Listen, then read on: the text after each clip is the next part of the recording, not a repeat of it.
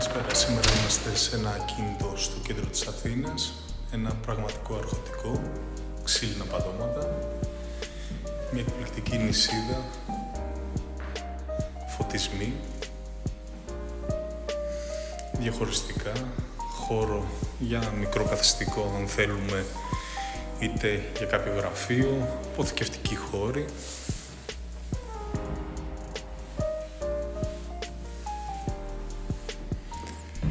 Και περνάμε στους χώρους, πίνακες, συστήματα ασφαλείας,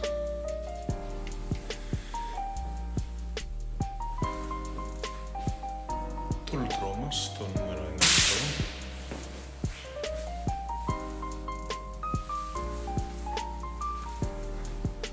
νούμερο 2 λουτρό, χώρους για laundry και παπουτσοθήκες εδώ, ένα υπνοδωμάτιο με καταπληκτικό παρκέ, φωτισμούς, air conditioning, οι χώροι,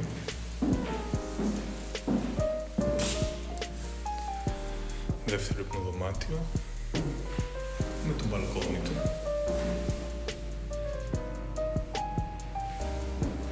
ντουλάπες,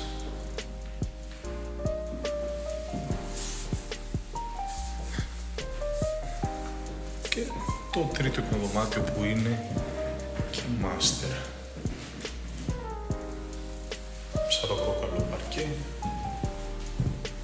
Αυτά για σήμερα. Καλό Σαββατοκύριακο σε όλους. Καλή συνέχεια.